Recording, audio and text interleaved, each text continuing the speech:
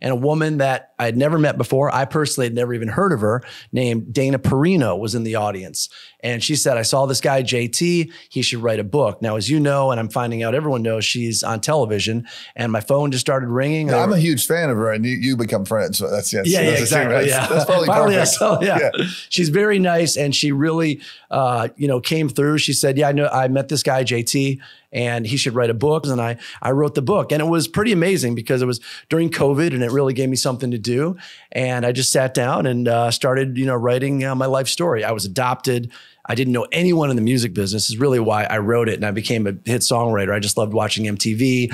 I would sneak in to see Purple Rain. I moved out to Los Angeles, lost record deals, lost writing deals. It was just like, no, no, no, no, until someone finally said yes, kind of like how you got married. And, but then writing the book, things about my family came out that were things that maybe I hadn't talked about a ton. When I was 21 or 22, my biological mother had been looking for me, and then we started speaking on the phone, and then she told me who my real dad is. He was on the show Cheers, and I put the phone on my shoulder, and I was like scanning the cast of Cheers, like, Ted Danson is my father. I said, Ted Danson's my father. We're getting lobster tonight. No, his name is Jay Thomas. Jay Thomas was a gigantic DJ at that time in Los Angeles, and 1 block from my apartment, the entire side of the building was Jay's face on the body of a woman, and it said, Power 106, we apologize for Jay Thomas. I mean, my head was spinning. He had come into Tower Records where I was working. I had watched him on Mork and Mindy, Cheers. He was on the cover of TV Guide at the 7-Eleven I was going to. So yeah, I mean, and then we met, and we became like long lost fraternity brothers. Like, what do you think's going to happen to the professional songwriter? I know we're both songwriters. What do you think the future of that is? I don't know if what are the careers that we have had and, we're having, is that going to be there in 10 years? I do not know. For anyone starting out right now, like people have been talking about. Go to college. Yeah, no, people have been saying radio is going to go away. I'm like, what are you talking about? Radio is not going to go away, but certainly the CD went away. Certainly MTV went away.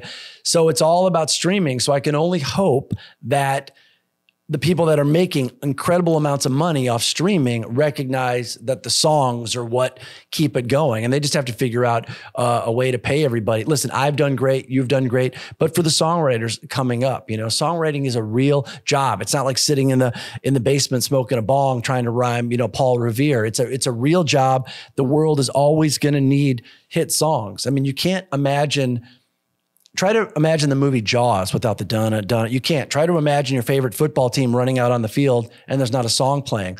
Or the song like Happy Birthday. Someone sat down and wrote that. I mean, I know those are old songs, but we're talking about the future of songs. It's a real job. And if you want new songs that touch your life, like your kids listen to Morgan Wallen, like the songwriting will disappear if someone doesn't get paid for that. And by the way, I don't want to be paid for the songs that I've written that nobody likes. That's a whole different thing. Yeah. But for people, I mean, I do, but I don't expect to. Yeah, exactly. I want to, but I don't expect to. Yeah, I didn't know this. Someone told me that, and you might have more. I don't look it up, but the songs I've written have streamed over 1 billion times. I didn't know that. Yeah, so if someone is stuck in traffic jamming one of my tunes or throwing a Frisbee on the beach, or, sitting in a car and they're nervous about a first kiss and they're playing Smile, like, yeah, I expect to be paid for that. So the world is always going to need hit songs. So I know that. So and we're going to miss, and we're currently missing some great songwriters because it's not it won't in the future be a viable source of income. We're going to miss some great poets like Tom Douglas that are smart enough to do something else.